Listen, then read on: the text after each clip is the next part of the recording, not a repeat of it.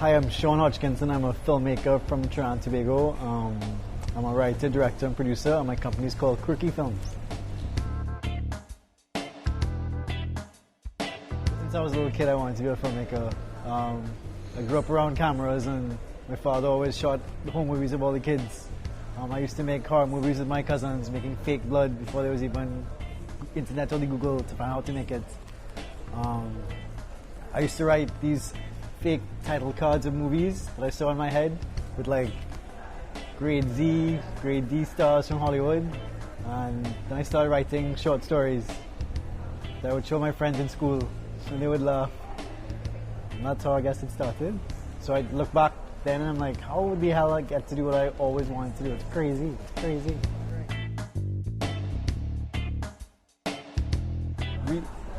It's rewarding and terrifying to have it shown in front of an audience, a collective group of people, to watch this thing that you see in your head on screen and for them to give an opinion, whether they like it or did it resonate with them, and it's terror and it's amazing at the same time because you don't know how it's going to play out, and every audience reaction is different.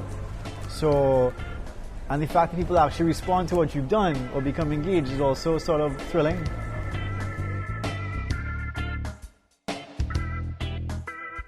So I was in Zanzibar, and the Papasi called me Mr. Wendy because he saw me putting up posters everywhere, and I'm like, oh God, really? Like Mr. Wendy?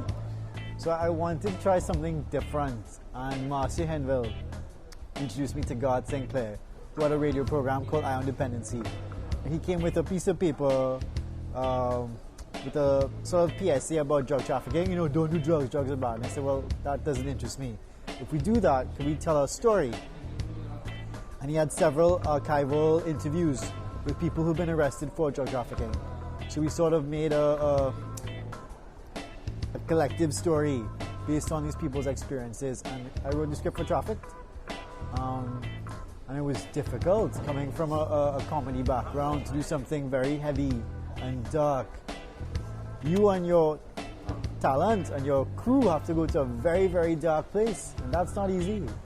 And funding was a problem first, so it took us 8 months to actually shoot everything. People cut off their hair, people gained weight. It was crazy, but eventually we got it done. And that just shows you how dedicated like everybody was to the project, and you can't, I think that passion is what makes it and what you get off the screen, that all this hard work went into it.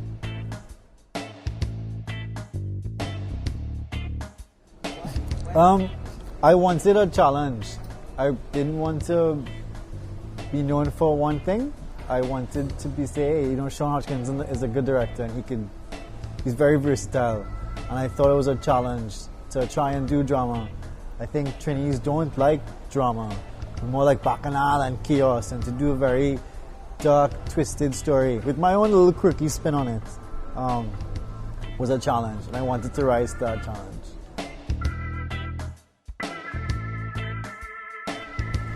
It's something to watch a movie that makes people cry. It's not a nice feeling to have people leave a theater upset, as opposed to have people coming out laughing and happy. After the first screening, I went home and cried. I just felt so awful. I didn't know how people responded, and then the next day you get all the phone calls and all the reviews came out in the papers, and I'm like, really? You don't know how people are going to react to what you do, and apart from you as an artist, you're very sensitive to what people think. And so far the reception's been really, really, really good. I mean, it could change, but you know, I'm very proud of the work that we did on it. Like, that's for sure. Funding is an issue, but that's everywhere you go. Like, everywhere people have problems raising money, and that's life. Deal with it. This the industry you want to be in. That's part of it. Don't cry. I think our problem here is distribution and getting people to see your films, especially here in Trinidad, because the TV stations don't pay for the content. They may give you free airtime, but you have to go and find the ads to go along with you, and it's so much work. Whereas if you're in the States, somebody would pay you to do, they would license your pilot to do. Here you have to fight for everything, but it is what it is, right? So you have to make it work. If I have to find the ads, I will go out and find the ads to put in our program so we can actually make some money.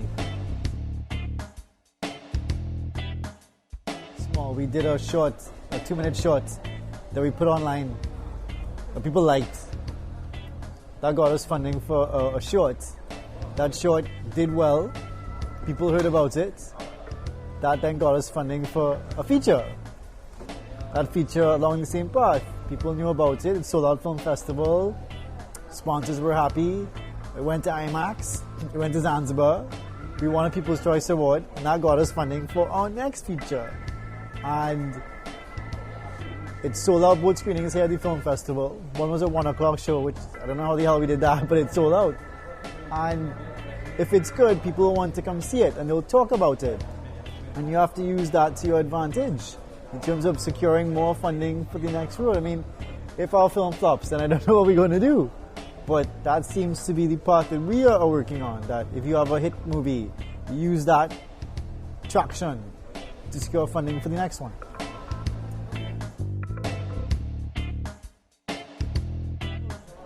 Some people think of it as sort of like artsy-fartsy group of people that show films for a very small percentage, and yes, that can be said to be true for a small point, but they've also given people like myself who want to more commercial fare a chance to reach a new audience and have our film seen, which is awesome. Like I never thought that would happen. So it builds an industry. People want to watch a film about a rock on a hill can, and those who want to laugh and watch some bacchanal, they can as well. You give people options and choices. And you think that without the film festival, I don't know what they would have. We wouldn't have an outlet for our films to be seen in the first place.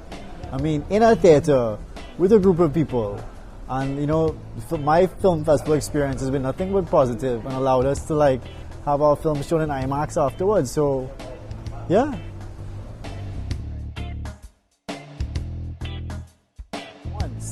You have one chance to live on this planet, and if your passion is to tell stories, then at least try. At least try. You could fail. What's the worst can happen? You make a bad movie. Oh well, people don't like it. But at least you tried, and who knows, something may come of it. But I always say start small.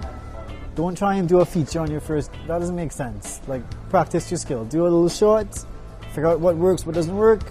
Get your team together. The team is the most important part. It's not a one-person show. It is never a one-person show. The one thing I hate about this is that it's like it's a Sean Hodgkinson film or your name is bandied out, you know. There's so many people who work tirelessly to get the film made. The grips, the person who has to bring the catering, like all these things are so important. I don't think people understand that. Like all these little small roles come together to make this whole. And yes, it's my name there, but there's a group of people behind me who support me, who help to make our films look as good as they do.